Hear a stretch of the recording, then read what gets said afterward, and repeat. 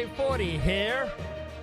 So I've been doing some fair dinkum book learning to try to keep up with you city slickers, and want to dedicate this show to the amazing women of OceanGate. I mean, they are submersible pilots, they are data analysts, they are business managers, they are engineering PMs, they are marketers, they are conservationists, explorers, they are boats, they are captains, they are innovators and thought leaders, all working together to open the oceans. I stand with the women of OceanGate. Thank you for your great work. Yeah, 5 people died on the submersible you were working on, but at least you weren't a bunch of tired old white men. So we salute you. Okay, if you got to get anything done in this world, you got to, crash, you got to smash, you got to implode a few submersibles. I mean, that's just the way it is. And oh man, I got the chat display wrong yet again. So I mean, it's very sad that the 5 people died, but I mean, when have we ever had progress in this world without people, suffering from some kind of implosion? So at least they're women, man, and they're innovators, they're boats, they're captains, they're thought leaders, they're submersible pilots. Fantastic job, ladies. Okay, so I've been doing some fair dinkum book learning, and have you heard about this thing called fascism? So fascism is a political ideology whose core theme is the idea of an organically unified national community. How wicked is that? Like, how evil is that?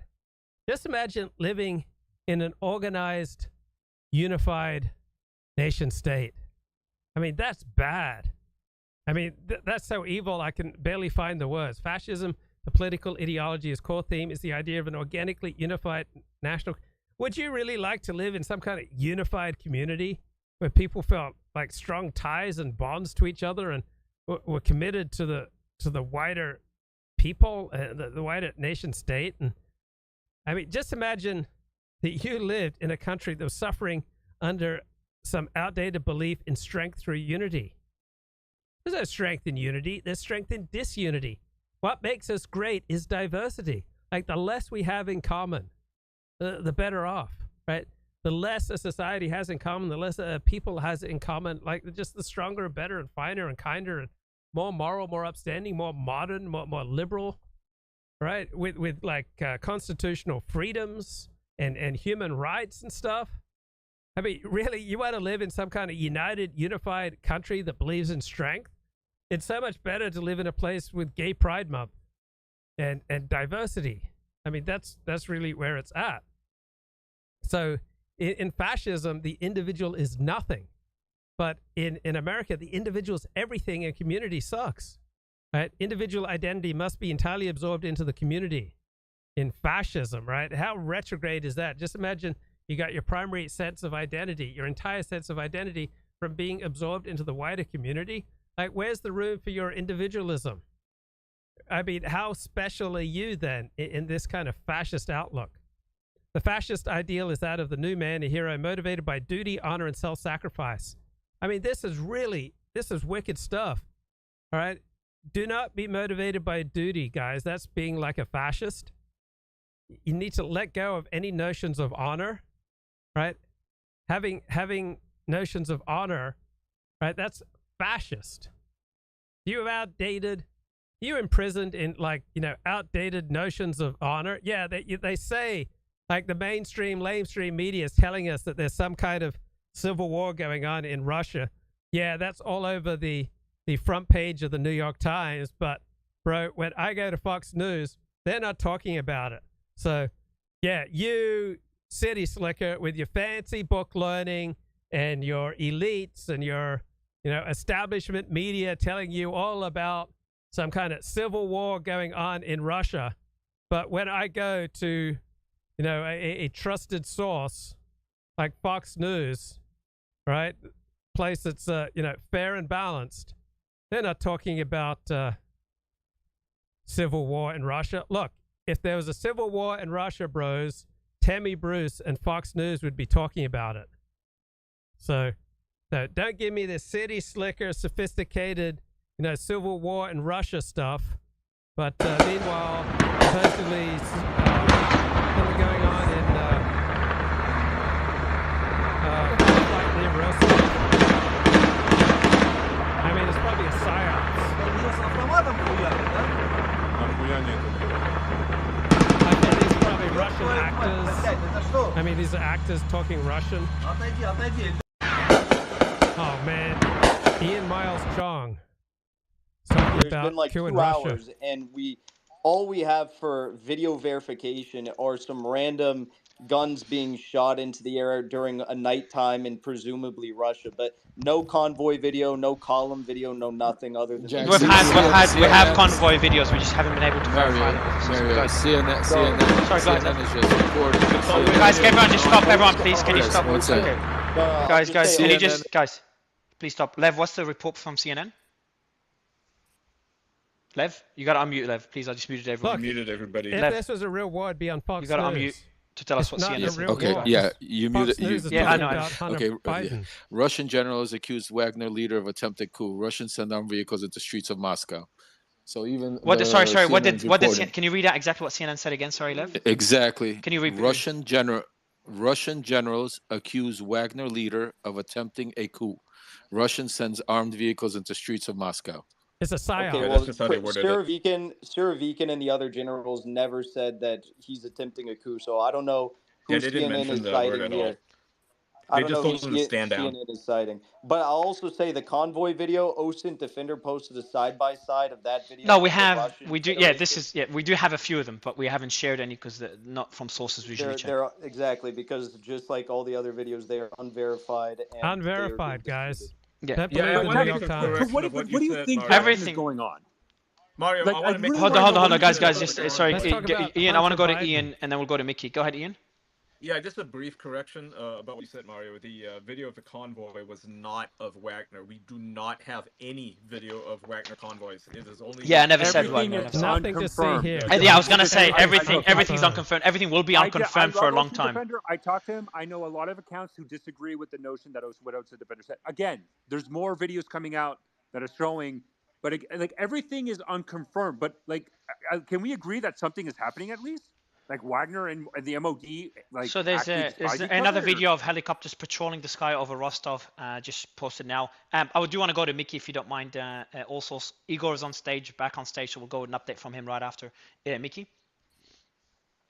Yeah, thanks. I mean, great conversation. Now of course we're doing some guesswork. It's so early, but my question is, what is the capacity of the Russian military to wage war against both Ukraine, Wagner, PMC, and these free Russia battalions, and ostensibly the industry of NATO? What's their capacity? How does this threaten them if you were a military commander for the Russians?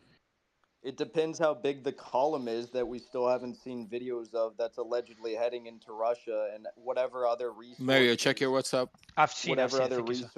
Whatever other resources Wagner might be able to maintain prior to being cut off, presumably by Russia, as soon as they could. Like, will Russia need to take...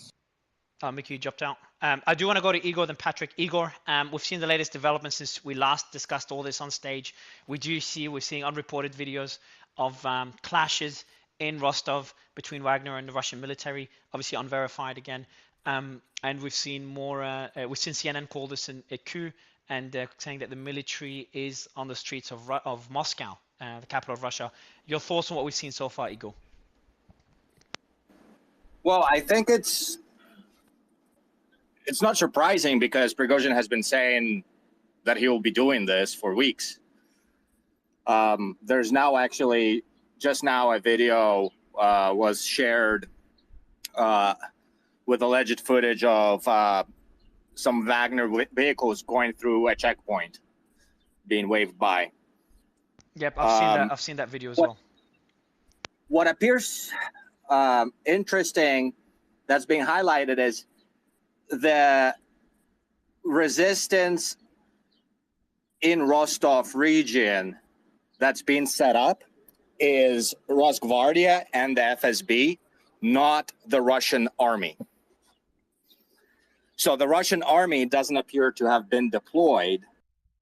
Okay, let's give Chuck Johnson a chance here. So, oh man, I had it all pulled up, and then I've gone and lost. Okay, let's hear what Chuck Johnson has to say.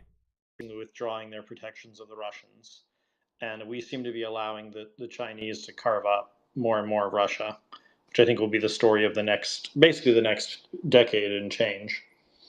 The Ukrainians themselves are going to basically be the dominant player in Eastern Europe, vying somewhat for Poland. And the Turks, basically, if you look at the new cabinet that was announced, the Turkish setup there was just extremely exciting from a pro-American perspective. They're kind of moving in a pro-US direction. Add to that the situationship with the Indians, and it's looking pretty good. America's looking pretty strong right now, I've got to say. I don't really see a scenario whereby the GOP can win that White House next year either. I mean, if the Ukraine war ends, it's going to be all the focus is going to be on the Saudis, and that'll be very, very bad for Mr. Trump because obviously he's very, very close with them. And I think I did a piece on that, which I can maybe share up in the Jumbotron. And of course, I myself was hacked. Okay, let me go back to the other report, which where is it? Here we go. Successful, which I think most, if not all of us, think this is highly unlikely that this coup will succeed. What does that mean for Ukraine, and what does that mean for the rest of the world? So, if the coup is successful, I don't think Prigozhin will stop at Gerasimov and Shoigu. He will have no need for Putin. And from that, I don't know how capable a country is going to be at waging war on foreign soil after a coup, which will undoubtedly be bloody. This is just the beginning. There are so Vladimir Osechkin, who does have reliable historically sources in the Russian security services, he's gotten confirmation now that Wagner had shut down a Russian military helicopter, and at least one crew member is dead. So who confirmed this, Igor? Who confirmed this? Vladimir Osechkin. And what's Vladimir Osechkin's position?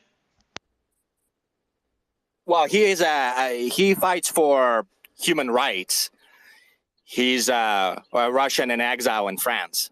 Would you have more videos of showing a convoy moving in Rostov? We don't know if this is a Wagner convoy or Russian military convoy.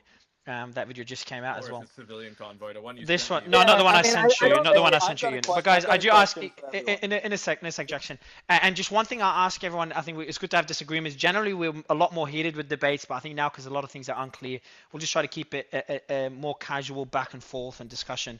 I'll ask one more question to Igor, and then I want to go to Patrick, then you, Jackson, if you don't mind, just because Patrick's been waiting for a while. But the question to you I have, Igor, is, and Ian, I've sent you that new video. The question I have for you is what happens. So you talked about Ukraine, and the conflict in Ukraine cannot continue if this is a bloody coup. Obviously, the coup does not necessarily have to be bloody. If successful, it's a very big if. It depends on who's on Wagner's side, Prigozhin's side, and how, what type of resistance they will face. So we don't know how bloody this coup will be, and hopefully not too bloody, obviously. But if it is successful, other than the war in Ukraine cannot continue in the short term, in the long term, do you think it will continue? We know that Prigozhin and Wagner don't have any intention of stopping the campaign in Ukraine. Prigozhin does have a lot of nationalist supporters as well. Could we see an escalation in that war? Or is there a possibility that a deal would be brokered under the new administration? Again, we're speculating here that this coup is even successful. So here's my view.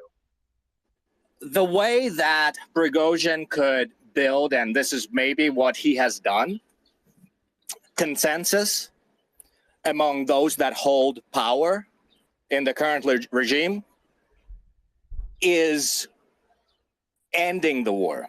because this invasion was never popular with people under Putin to begin with, right? We remember some of those videos from his National Security Council where people were shaking and suggesting, like, let's talk instead of invading.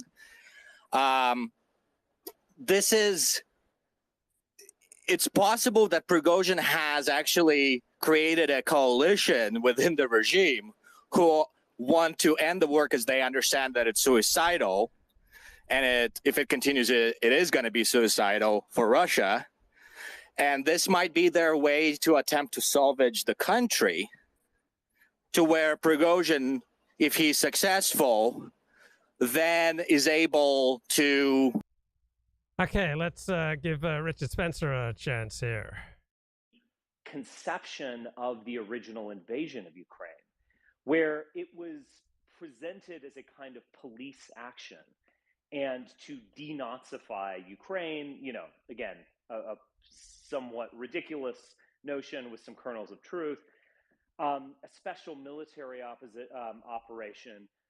Basically, Putin, on the one hand, made this out to be this grand historical effort. So he released an essay about the unity of the Russian and Ukrainian people a year or 6 months before the invasion. And this was about, coming home again, and Ukraine has no right to be separate, and we're going to bring everyone back into the family. So it was this, on one level, he had this historical ideology about what was happening. But on another level, it was a kind of special military operation to get rid of the Nazis. And he never fully mobilized the Russian people. Maybe he couldn't do that even if he wanted to.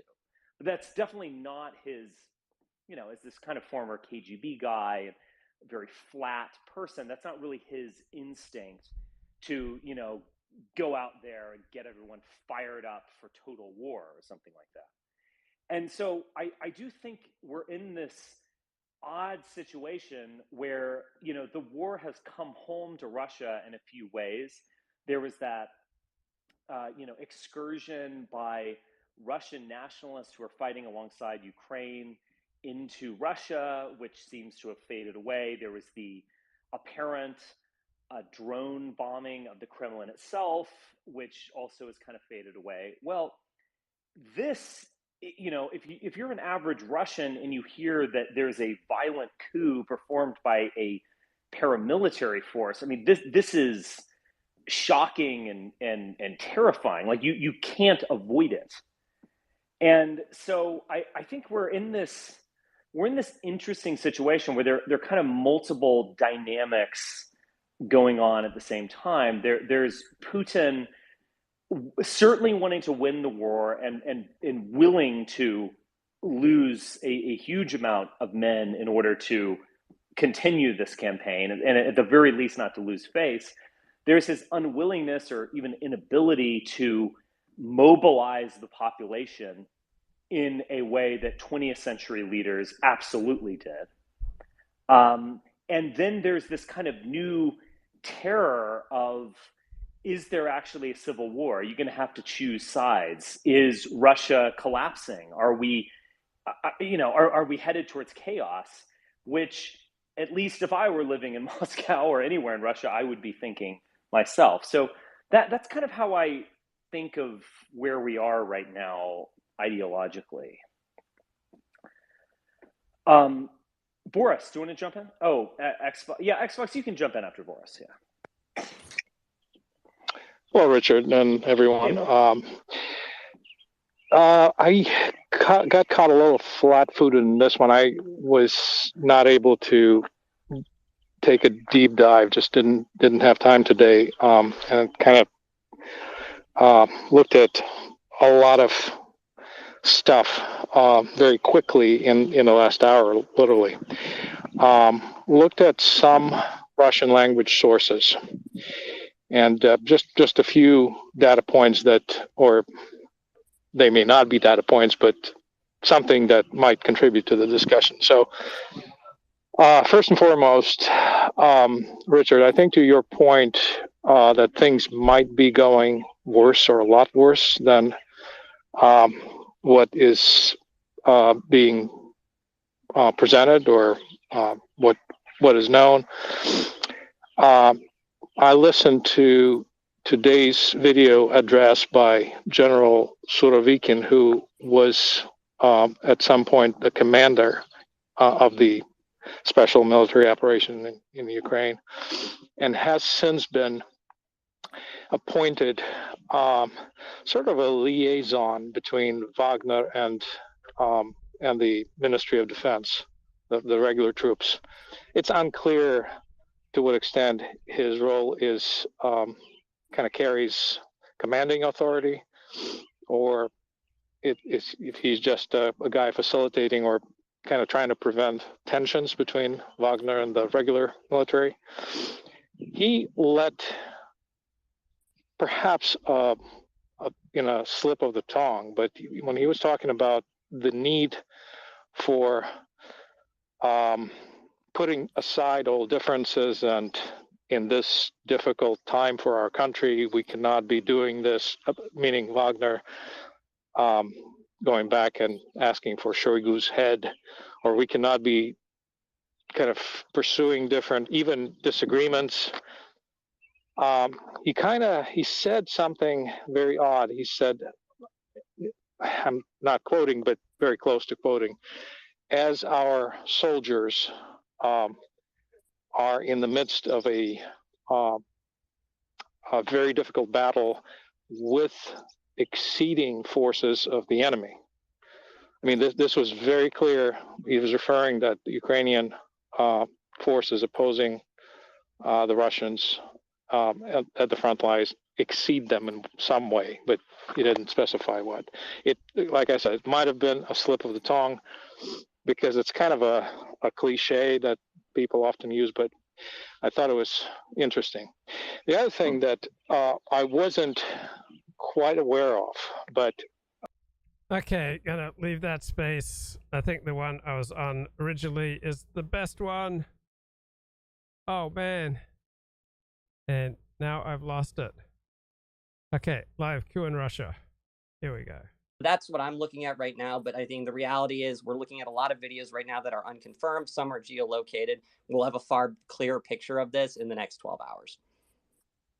So just Mario, I just want to, if anybody wants to do some just more research, if you look at the Google traffic from Rostov and kind of that generic area as well, there is a significant amount of roadblocks, traffic jams. So the videos we're getting, some people have geo-confirmed. So we're getting videos, we're getting these reports across Telegram, and then we're also being able to correlate that and cooperate with that at hours at 4 a.m. where we have roadblocks and traffics occurring along major highways in Rostov. So that clearly shows that Rostov right now is a priority both for Prigozhin and Wagner fighting against the Russian MOD. And we have reports. It doesn't clearly show that, all source. Not even. We do have. It's all insinuation, speculation, and unconfirmed posts. Okay, so we'll keep an eye on the purported civil war in Russia. Let's go back to our learning. I've been doing some fair dinkum book learning to keep up with you city slickers. So the fascist ideal is that of men who are motivated by duty, right? So if you want to be the opposite of fascist, right, don't be motivated by duty. The fascist ideal is a man who is motivated by honor, right? If you want to be anti-fascist, do not take into consideration honor. The fascist ideal is that man will be motivated by self-sacrifice, right? If you want to be anti-fascist, don't sacrifice yourself, right? The fascist ideal is you'll be prepared to dedicate your life to the glory of your people, right? So if you want to be anti-fascist, like, dedicate your life to impurifying the vital bodily fluids of your people, right? For a fascist, they're all about giving unquestioning obedience to a supreme leader. If you want to be anti-fascist, like, give the bird, flip the middle finger to leaders. So fascism is a revolt against the ideas and values that dominated Western political thought from the French Revolution onward. So if you want to be anti-fascist, be pro-French Revolution, be pro-Enlightenment. So the words of the Italian fascist slogan 1789 is dead. So if you want to be anti-fascist, be for 1789 in France. Okay, so values such as rationalism, progress, freedom, and equality are overturned by fascism in the name of struggle, leadership, power, heroism, and war. So if you want to be anti-fascist, be rational, progressive, freedom-loving, and into equality, and turn your nose at struggle, leadership, power, heroism, and war.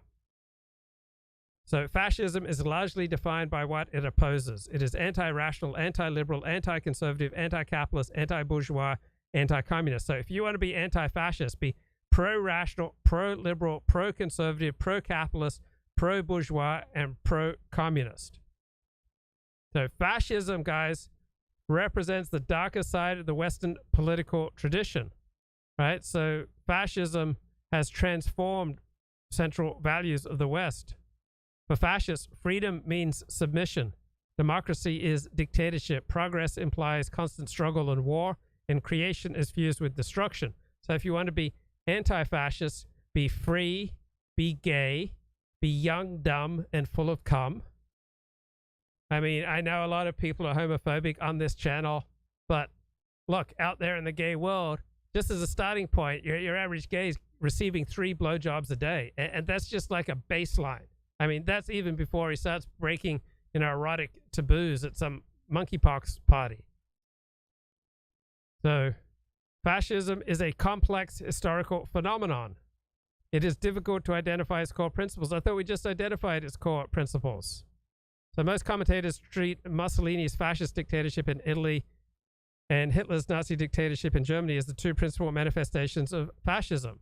So Italian fascism was essentially an extreme form of statism that was based on unquestioning respect and absolute loyalty toward a total state. So if you want to be anti-fascist, be opposed to the state, be an anarchist. So according to the fascist philosopher Giovanni Gentile, everything for the state, nothing against the state, nothing outside the state. So if you want to be anti-fascist, believe in nothing for the state, everything against the state, everything is outside of your state. So if it's really going on, it's going on outside of the nation state in which you live, right? If you want to be really anti-fascist. Okay, but anyway, did you blokes know about racialism? So we all know that racism is bad, but I need to inform you that racialism is really bad. It's the belief that political or social conclusions can be drawn from the idea that humanity is divided into biologically distinct races. That is such insane thinking. I mean, we all believe in evolution, right? It's good and holy and proper. Every educated, every enlightened, every right-thinking person believes in evolution. But we also understand that evolution did not create any differences between different types of people, right? Evolution did not work on Homo sapiens, or it stopped making any differences. So even though different, subspecies of humans evolved over tens of thousands of years in complete separation from each other, that didn't produce any changes in mental structures. That didn't produce any changes in testosterone levels. It didn't produce any personality changes. It didn't produce any changes in the way people operate and organize themselves and whether they want to be law-abiding or not. So we're all down with evolution, guys, but evolution did not make any changes on Homo sapiens, right? It just, any changes with Homo sapiens, it stopped like 100,000 years ago. And so all the distinct, developments of Homo sapiens over the past 100,000 years, evolution didn't make any changes there. So generally, all right, we're all on board with evolution. Evolution is true. Evolution is sacred. Evolution today, evolution tomorrow, evolution forever. But it didn't make any difference with regard to Homo sapiens, all right? No difference in the way that we evolved our mental faculties and other faculties, all right? So I just want to make clear, all right? So that's racialism. If you believe that humanity is divided into biologically distinct races. Now, the really sad thing is most doctors are racialists because doctors understand that medications work differently on different races because they are biologically distinct. So doctors are racialists and doctors are bad. Don't see doctors. Doctors, very, very bad people. They believe in outdated, outmoded, notions of race. They think that there's like biological reality to race, that different medications work differently on different people, that like blood pressure readings have different significance depending on the race.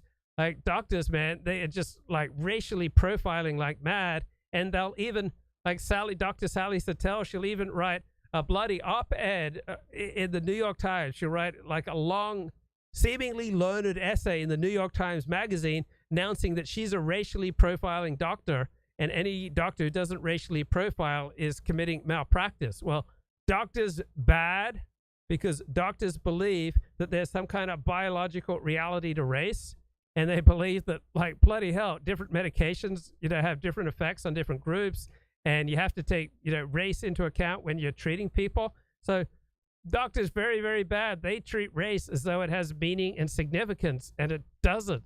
That's racialist, right? So another assumption behind racialism is that genetic divisions are reflected in cultural, intellectual, and moral differences, making them politically and socially significant. Okay, so this whole idea that we evolve, differently, the different types of Homo sapiens evolve differently over the past 100,000 years, this doesn't make any different biological or genetic changes, right? Racial differences are not meaningful. They're just entirely a social construct, despite what doctors believe with all their racial profiling. Can't believe that we're still racial profiling in 2023. And then crazy, crazy notion that people think that different races produce different cultures, that the different races produce, different intellectual achievements. I mean, everyone knows that every group has contributed equally to culture, to intellectual achievements, to technological achievements, to literary achievements, to like space. I mean, even Africa's had space programs. Right? This is just crazy talk that there are like meaningful biological genetic differences among people that result in cultural, intellectual, and moral differences. Crazy, crazy talk. Right? So political racialism, you got to watch out for that, because you know what political racialism can lead to? It can lead to people believing that their racial in-group somehow deserves its own safe space, that their own like racial in-group deserves to set the terms for their own culture. And we all know that every culture must bow the knee before the United States of America and Pride Month. We can't allow any culture on earth to not celebrate Pride Month. And if we find a culture out there, whether it's in the Middle East or in Central America or South America or in darkest Africa or in China, right? Any culture out there that does not celebrate Pride Month and does not have gay marriage, right? We have to invade it right now and set it free and liberate people from these outdated notions of racialism. So had you ever heard about racialism before? Apparently, racialism and racial theories of politics first emerged in the 19th century. Right? They developed through a combined impact of European imperialism. In other words, when Europeans first met black people, and then they started developing all these outdated, discredited notions of biological theories associated with evolution. Right? They developed these theories that because different peoples evolved completely separately from each other over the course of tens of thousands of years, that somehow in the course of evolution and tens of thousands of years, completely separated from other peoples, that they evolve like different biological, different genetic, different like structures of the brain, different personality traits, like crazy, crazy talk. This is bad, very, very bad. So by the late 19th century, there were these crazy ideas that there were somehow racial, biological, genetic differences between white, black, and yellow peoples of the world. And this used to be widely accepted in European society. I mean, extending beyond the political right, it included many liberals and even socialists. Now, why on earth would people go for this kind of crazy, crazy, totally discredited type of thinking? Well, here's the attraction of racialism. It offers a simple, firm, and apparently scientific explanation for social differences and national differences. See, if it wasn't for this perfidious notion of racialism, no one would ever draw in-group, out-group distinctions. Right? This is just crazy talk. Like, we naturally recognize the humanity of other people. I mean, except for those who don't. I mean, yeah, where you start dividing people into groups like Group A and Group B, and people in Group A will automatically start looking for all the ways that Group A is superior to Group B. And I grew up a Seventh-day Adventist, and so I grew up believing the Seventh-day Adventists were God's chosen people.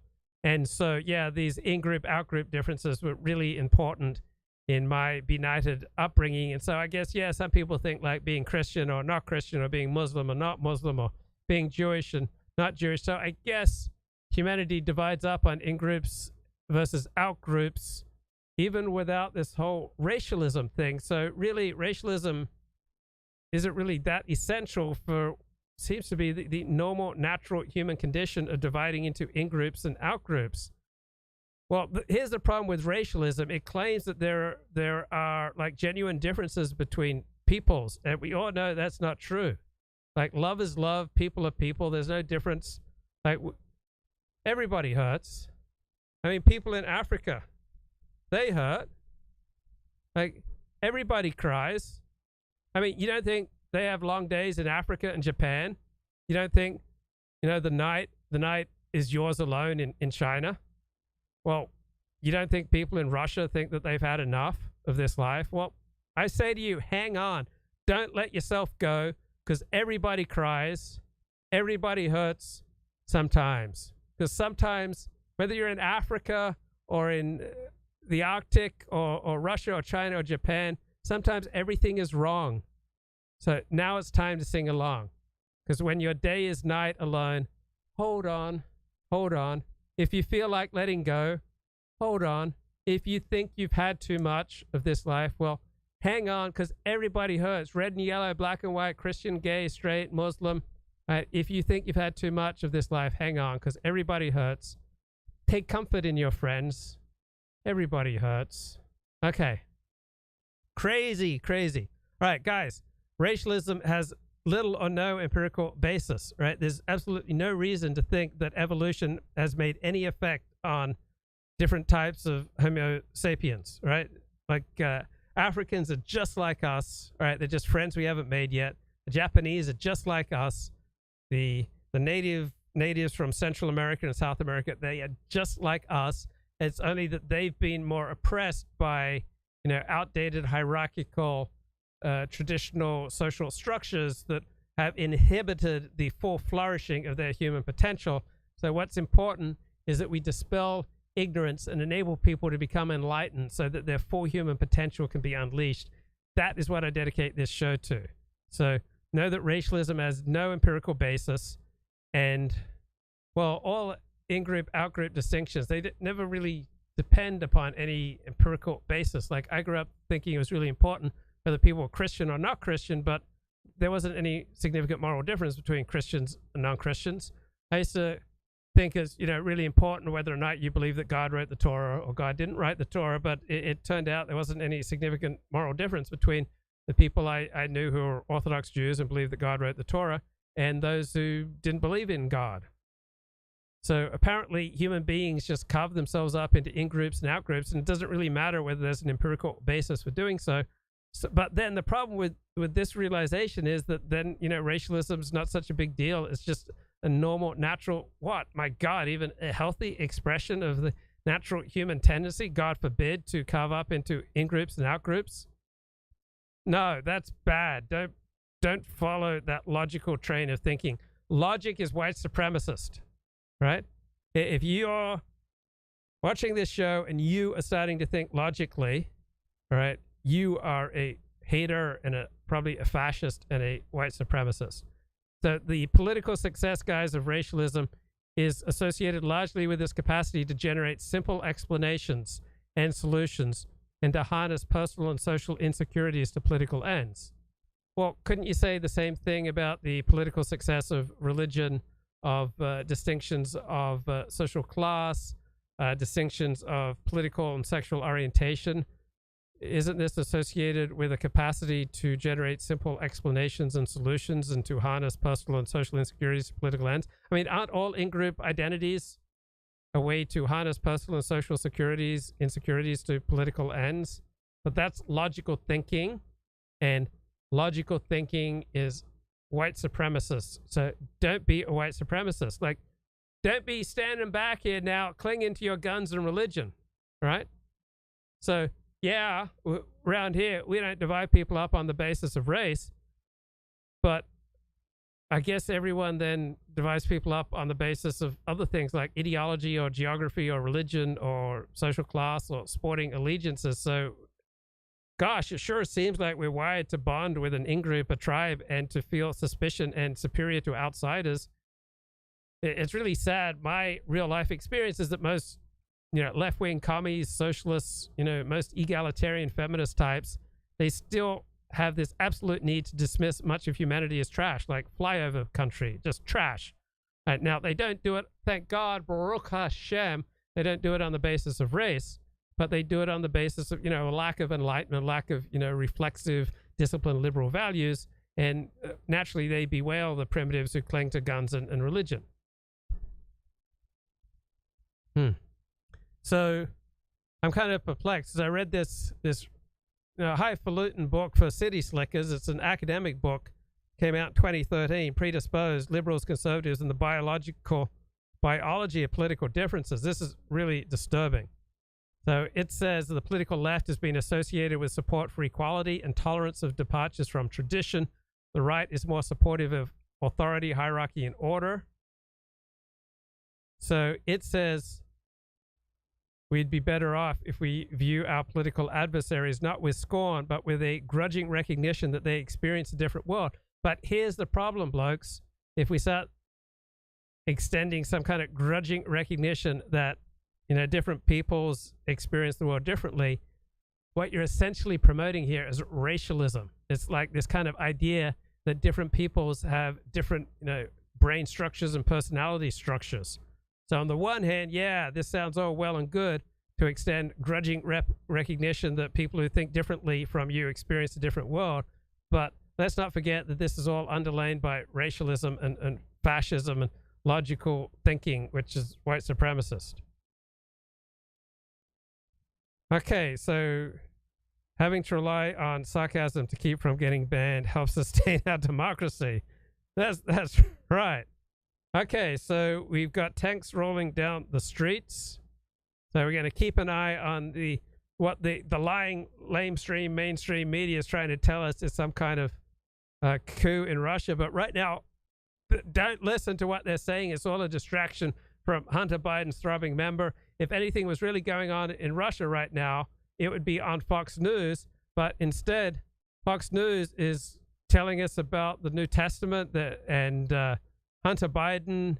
And so if anything is really happening in the world, you can rely on Fox News. So don't believe the lying media that's trying to tell you that tanks are rolling down the streets. And gosh, so sad that so many people don't realize that Fox News is the only news that you can trust.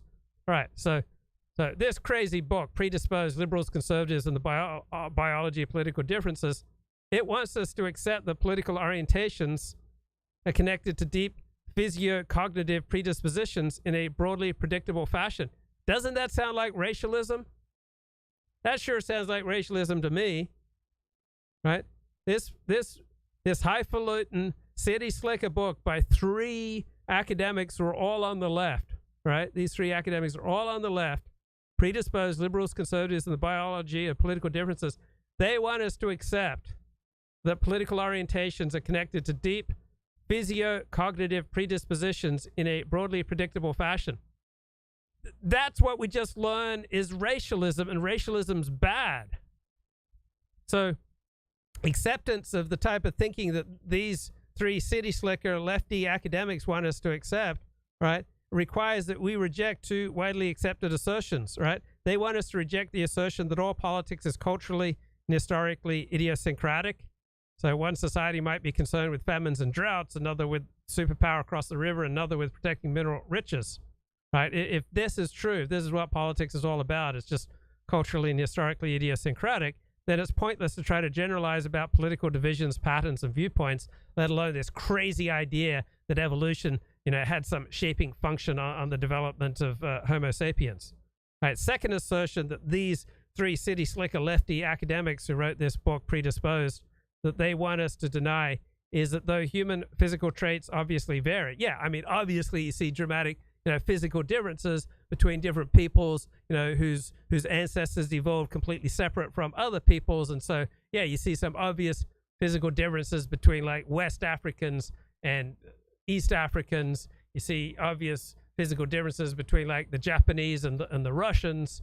You see obvious physical differences between, say, Northern Europeans and, natives from Central America. But don't believe your lying eyes. Don't think that with all these dramatic, obvious physical differences, don't believe with all the doctors out there practicing their fancy racial profiling and treating people of different races as though they have different predispositions to different medication, and using like wholly racist blood pressure level checks, all sorts of different ways that they treat people, depending on race, right? You got to reject that. That's bad. So these three lefty academics say the second assertion that they want us to deny is that though humans' physical traits vary, we all share the same basic psychological, emotional, and cognitive architecture. That's what I thought. I mean, yeah, we evolved completely separately for, hundreds of thousands of years, completely separated from each other. But all this human evolution in completely different environments, different circumstances, where we're adapting and surviving of the fittest. But that didn't create any, this is what I always believe, this didn't create any changes in psychological, emotional, or cognitive architecture between the peoples. I mean, I don't know about you, but when I've met West Africans and East Africans and Chinese and Japanese and Native Americans and, indigenous Mexicans, I mean, they all strike me as having identical psychological, emotional, and cognitive architecture. This is crazy talk. So if from a behavioral point of view, human architecture is all the same, follows that differences in political orientation cannot be more than skin deep, and physio-cognitive predispositions are irrelevant. Well, what they want us to believe, let's get down to brass tacks. What these lefty professors want us to believe, that different groups have different gifts. They want us to believe that different peoples have different gifts, the different groups like are good at some things and not so good at other things. They want us to believe that like race, signifies something more than skin color, that it reflects basic, psychological, emotional, and cognitive architectural differences in peoples. We all know that's racialist and that's bad because they're coming from an insecure perspective where they just want simple solutions and they're just trying to paper over their own, feelings of inferiority and anxiety. Well, this book claims that these assertions about the nature of politics and the nature of human beings are incorrect. Right? They want us to believe that these assertions are backwards. The traditional wisdom asserts that politics varies and human nature is universal. They want us to believe this crazy thing that politics is universal and human nature varies. Yeah, like the human nature, someone from West Africa, is that any different than the human nature of an Eskimo or an Ashkenazi Jew or a Japanese person? Crazy, crazy talk. So this is what they're arguing, these three lefty academics behind the book Predisposed on the biology of political differences. They claim, evolution is the process of species adapting to their environment. That's true, but it's not true when it comes to Homo sapiens, right? Evolution has nothing to do with people adapting to their environments because we're all the same. Right, so they claim that because the environment is a moving target, the process is never ending. So crazy talk. They want us to accept that human evolution is ongoing and even rapid, and that it produces different groups with different gifts. Crazy, crazy talk. And they claim, right, that evolution is not a destination; it's a temporary and lagging accommodation to environmental realities that existed at a certain time. That the environment shifts again, evolution will move in a different direction, and so no genetically based political predisposition is rightly viewed as more or less evolved. That's crazy talk. We all know that people on the left are more evolved than people on the right who are just primitive, clinging to their guns and religion. So, used to be existence in hunter-gatherer societies prior to the advent of mass agriculture was short and is filled with, a remarkable range of threats. So you live in a high threat environment, you're going to favor your own in-group, you're going to have a highly negative attitude towards out-groups. Thank God we live in peace and prosperity. And every time we see someone who's different from us, that's just a friend that we haven't made yet. Okay, I wonder what's going on in Russia. Why Rostov is important, and that's because it's a massive rail linkage point and logistical base for Russian troops already deployed within Ukraine. So if Prigozhin is looking for a bargaining chip, then Rostov is a massive one. So would you have, and I want to ask my question again, would you have troop movements in the center of Rostov now? Also, can you check? Yeah, tanks and armored vehicles have arrived in the building of the Ministry of Defense of the Russian Federation in Rostov, and the streets are blocked, and it appears to be, it's unclear if they are Wagner, but I think they are, possibly. Who knows? Yeah, I can see those videos. There's tanks and armored vehicles at the building of the Ministry of Defense of the Russian Federation in Rostov. And all the streets are blocked, and it's a very clear video. Yep. Crazy. Don't fall for Basically, with this. everything that's happening, minute by minute, we're getting more and more reports that this is an attempted coup and there is something going on, and everything that Jackson and Patrick are saying is nonsense. I want to move away. I want to move away from There's this. Actually, wait. I got one thing I got to say. Don't There's do actually that. Go ahead. Zero evidence that this is an attempted coup, but let's continue. All right, so I want to. It could vary. Yeah, there's nothing going on here. Okay, let's cut live to the Russian information minister. Okay. The message that you want to send to this. Okay. Nothing going on here. Nothing going on here. Everybody. Good morning. Yeah, nothing's going They are on. liars.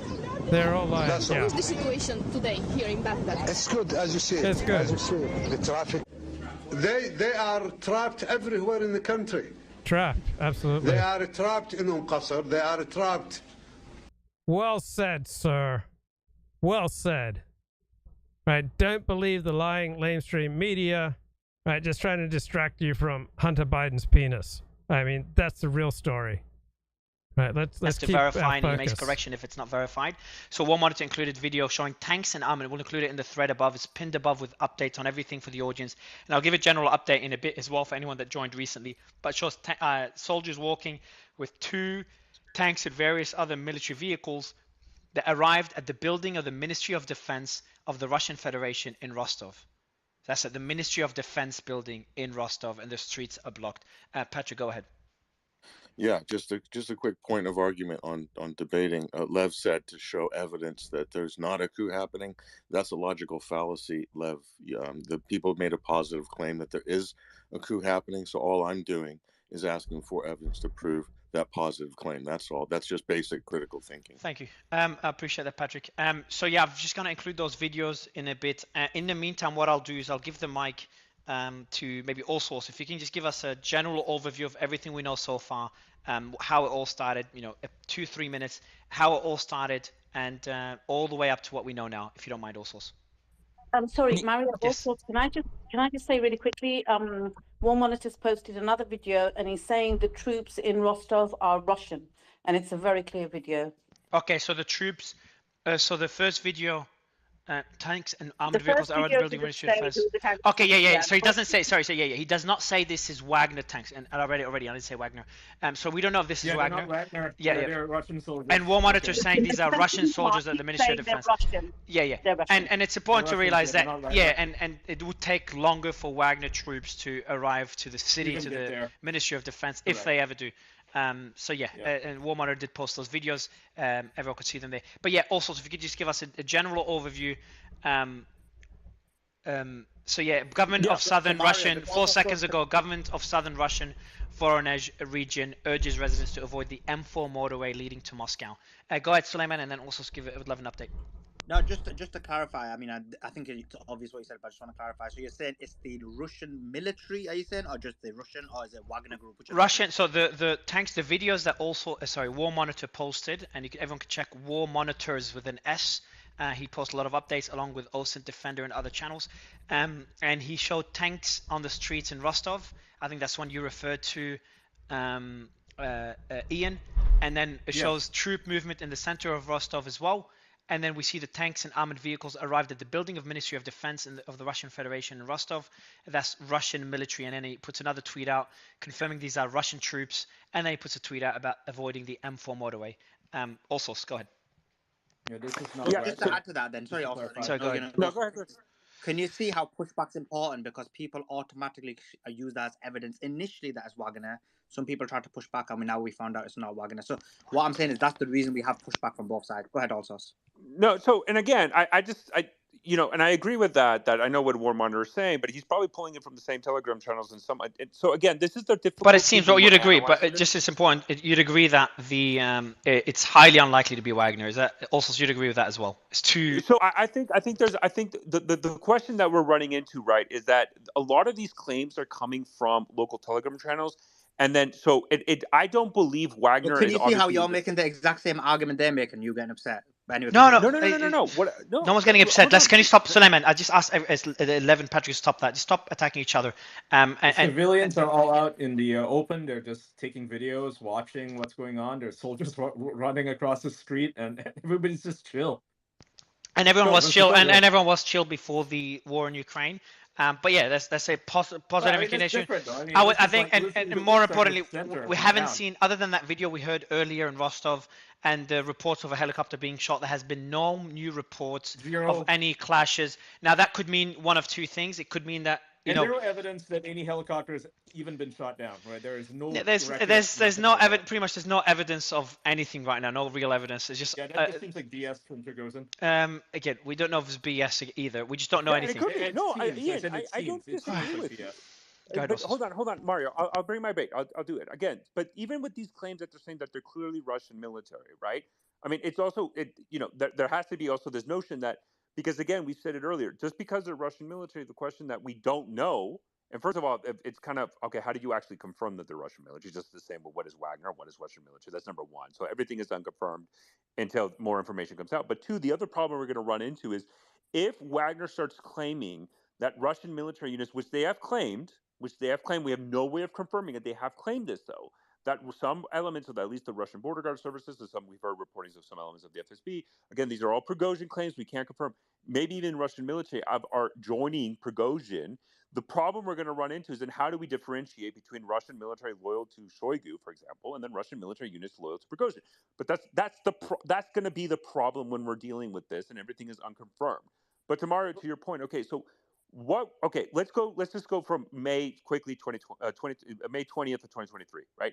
Wagner claims that they seized Bakhmut. Bakhmut's fall is now under Russian territorial control. Shortly thereafter, Prigozhin said, we're pulling out of Bakhmut, which actually that has basically been confirmed. Wagner then slowly started to pull out of Bakhmut. But it felt like the Battle of Bakhmut caused enormous amount of tensions between Prigozhin and then the Russian Ministry of Defense, specifically Shoigu and Gerasimov. Shoigu is the Minister of Defense. Gerasimov is the chairman of the General Staff of the Russian military. Because Prigozhin, rightfully or wrongfully, was claiming that the Russian Ministry of Defense was not providing the level of support that he needed to be more successful. And then the Russian Ministry of Defense has always been very skeptical and very cautious of supporting Wagner because they didn't want to create basically a military force more powerful than the Russian military, at least in certain sectors of the Ukrainian front. Right? Okay, so that's kind of where we at. From May 20, 2023 to basically, let's say, till yesterday, June 22nd, there has been more and more videos of Prigozhin heavily criticizing the Russian Ministry of Defense, blasting claims that, for example, saying that the Russian Ministry of Defense is completely incompetent, that the Ukrainian, this is Prigozhin's words, basically saying that Ukraine has had more success in the counteroffensive and that they're being sabotaged. And even going against the entire notion of why Russia invaded Ukraine, the claims that, they were protecting the Donbass, NATO, etc. Prigozhin released a video yesterday saying this is all bullshit. That's not what happened, and we're shooting ourselves in the foot. And Prigozhin has been very hawkish in his approach against fighting Ukraine. He's always demanded more, not less, in his fight against Ukraine. Today, Wagner and the Wagner, official kind of Telegram channel released a video claiming that one of their camps, probably in the Luhansk region, was attacked. But it was attacked by the Russian military that caused, quote, per Wagner's word, significant casualties, and basically declaring war on Shoigu and Gerasimov. So then what Prigozhin claimed on Telegram is that we are now doing a march for justice, quote unquote, against the top elements of the Russian Ministry of Defense. The Russian government basically responded and in summary stated that what Prigozhin is doing is an armed rebellion. That's basically the core theme that they're saying. They started with initiation and investigation, and now they've ordered an arrest warrant against Prigozhin, right? From there, we started getting claims both from local sources in Rostov, as well as unconfirmed reports from Prigozhin and even some Russian military bloggers of Wagner then advancing to Rostov-on-Don, which is a key city in the state of Rostov that serves, prior to the war, Russia's invasion in 2022 against Ukraine, was the headquarters of the Southern Military District of the Russian military, and then it was also now the headquarters of the overall Russian military campaign against Ukraine. And Prigozhin has said he had a convoy and he was launching an offensive against Rostov, or he's marching towards Rostov for a march for justice. That is, I think, is kind of undisputable. That is all what we have. From that point to now, in the last couple of hours, what we're getting is a significant increase of Russian military activity and deployment of forces, both National Guard and what appears to be Russian military, Russian army personnel in Rostov. Specifically in Rostov, mostly we saw Krasnodar as well, which is further to the west of Rostov, and then north in Moscow as well. Wagner claimed to have shot down a Russian military helicopter. Prigozhin also claimed that the Russian Air Force was ordered to do an airstrike against the Wagner convoy, which they claimed that the Russian Air Force pilots and those did not get involved. And then we got footage about an hour ago of first shootings and fighting in about the northeastern sector of Rostov. And from there to now, what we've mainly seen now that is basically dawn in Rostov is mostly what appears is Russian army activity. It's hard to really confirm one way or another. Being very prevalently active in downtown Rostov. I would agree that if we're getting footage right now of the actual city in let's say the downtown area, that's more than likely Russian military and not Wagner, because of the importance of how that of Rostov served for the overall invasion of Ukraine. So these footages that we're getting out that appear to be in downtown, and most of these will look like are getting geoconfirmed, I would suspect that those are Russian National Guard and army, more in the outskirts, because there's also footage of these tanks and vehicles and convoys in the outskirts. There is a possibility that that's Wagner. But the problem we're going to run into about this is that, unfortunately, unlike Ukraine and Russia, let's say in Zaporizhia, where generally Ukrainians wear yellow or there's definitive identifier based on uniforms, Wagner and the Russian army, for the most part, operate the same equipment. Wagner has different uniforms than the Russian military generally. And it's also difficult to kind of understand, because sometimes we've seen Wagner being in Russian military extremely well equipped, and we've also seen them not very well equipped. Also, so can I ask you? Let me ask you a question, if you don't mind. Also, the fact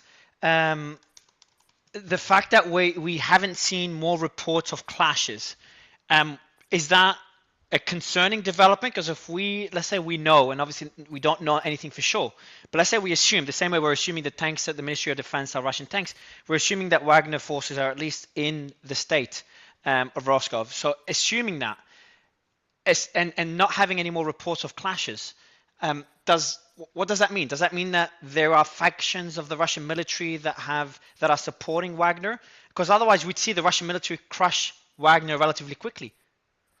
I mean, we can't jump to that conclusion, because the vast majority of the Russian military right now is prioritizing the war in Ukraine. I mean, that's what's going on. And so but the other thing, Mario, to your point, is that dawn is breaking. Generally, what we've seen, in this war, now that is daytime. First of all, we also have to assume is that if Russia's base, we don't know how long they've been planning this, how much forces they managed to deploy inside of Russian territory. But you also have to assume, if the assumption is that they push from Luhansk, right, the Wagner, to go to Rostov, that's going to take hours and hours and hours. And what we've also seen in by just Google Maps traffic, right, we've seen roadblocks being established along a lot of highways. We've seen roadblocks, traffic jams, etc. And so if Wagner's pushing from Luhansk, I think this is maybe where we can also say why we haven't seen that much conflict. One is nighttime. Generally, we'll probably see more fighting during the day if that gets to that point, which is not a certainty. Let's make that clear. But second is, I don't think Wagner, unless they really did this under the radar, which I don't think they would have, secretly got thousands of troops into Russia territory without nobody noticing. I think they might have just initiated. Can you? So hold on. Also, if you can see the footage that's being shared in our group you could see people soldiers in the city of Rostov, and they're all looking at a location like it's like they're engaging there, and then they're pointing the gun there. We don't have any footage or anything of them shooting. But can you look at those photos? Because we talked about this being the Russian military. Can you look at those photos? Tell me how you would interpret it. So if anyone listening, they just I can give a first glance here. Please. Well, also takes a look. So what I'm looking at, so you're looking at the initial photo is about 5 guys, right? I'll add you to the breaking news group that we have. 3 soldiers. Another one has 1 soldier. Another one has 5 soldiers in the street and pointing guns. I'll send them to you on WhatsApp now. I'll send them to you on WhatsApp now so you can see it. And then you know if that's the same ones you're looking at. That was from the War Monitors Telegram group. Yeah. We're looking at the same thing. Okay. So in this case, what I'm seeing right now, number one, the kit is inconsistent amongst all the soldiers, which means, so kit amongst the Wagner group is inconsistent. That being said, kit is also inconsistent amongst Rosguardia, or the Russian National Guard. What I will say is in one of these photos, there looks to be a Tiger, which is, the Russian equivalent of basically like a Humvee or an MRAP. And that has the Rosguardia insignia on it. So my first guess is that these are Rosguardia because of the inconsistency of kit and also that Tiger. But that being said, and I think this is something that Allsource kind of hinted at earlier, it's going to be incredibly hard for these next couple of hours for identification unless Wagner decides to put Wagner patches everywhere to denote themselves as different, because they're running very similar kit. They're running very similar camo patterns. And so, keep an eye out for patches or armbands or something that would differentiate someone. But as of right now, I'm going to say 60% these are Rosguardia units. No, you know what? If I'm going to respectfully disagree, go ahead. Go ahead. The Rosguardia is the Russian National Guard, and here's why I would disagree. So those are the pictures. Austin, look at the video, right? What that shows, this video shows, because that's the pictures, but there's a video. First of all, you're pointing a rifle. Like if you're securing something, you're not pointing a rifle at a building. That means there's a threat, right? You would generally try to secure the area with presence. Just that your physical presence is what you do to secure. But if you see the video, what they're doing is they're securing, they're basically setting up a perimeter, and you're seeing mobilization of forces going around, right? What in about Rostov. a Rosguardia truck. There's a Rosguardia truck. There's an MRAP. Right, but again, this is it's again, Ian. I don't just this is. So we don't know. Yeah. So we don't exactly. We're just all trying to speculate what's happening here. But what you're saying also is there could be the Russian military. So it could be either Wagner, which we all don't think it is, or factions of the Russian military taking over the building. So even if the Russian military, it's just the tactics they're using. Okay. So I want to pause it. Hold on. Also, Ian, I'll give you. Ian, just let also finish. Ian, also finish what you're saying, and then go straight to Ian. What if they're, the soldiers there are being told they're performing an exercise? Is that possible? But this is being distributed widely through Russian Telegram. We're getting all this. Okay, let's get another report here from Russia. What the heck's going on? Is that military forces have been called into all major cities. Leave has been cancelled, and Russian television has interrupted its broadcast to warn that there was an attempted coup against the leadership of the Russian Federation. Prigozhin is now wanted by the FSB, that is the Russian security services previously known as the KGB. Clearly tonight, this is a story that is developing. What we are not clear about, beyond an assumption, is which side the Russian military and the FSB sit on and which side the Wagner Group sits on. The reason for that is because whilst the Wagner Group have criticised the head of the military, they have not criticised Putin himself. Prigozhin has said that the denazification attempt by the Russian military was a lie and a sham. The purpose of the war in Ukraine was to advantage oligarchs and to get a promotion for the head of the Russian army, and that these people should now be removed and the war in Ukraine should end. Clearly, this is significant. If the Wagner Group abandons its posts in Ukraine, then I think there would be a significant denigration of Russia's ability to take on Ukraine, and perhaps even this might be the end of the war. So there we are. That is what we are seeing at the moment. We now know, and we've got confirmed footage, that Russian forces are streaming back to Moscow. We believe that they are defending the Kremlin rather than attempting to remove Putin from power. But clearly this is now a fluid situation. Pete, we've got about a minute left now. As a political commentator, what significance of the Bakhmut situation, where Wagner forces are no longer fighting Ukraine, but are instead fighting Russia? I think it's probably going to be the most significant turning point in this entire conflict. This will define where this conflict goes. I think I'm expecting more developments. Like we said, it's so fluid at the minute. It's really hard to kind of make these really broad judgments about what's going to happen. But I have to admit, this is going to be really Peter, important. just give me a second. The AFP's reporting, they're confirming that the head of the Wagner group, Prigorin, is claiming to have entered Rostov and attacked the Russian military. That is incredible. Wow. Okay. Shabbat shalom. Bye.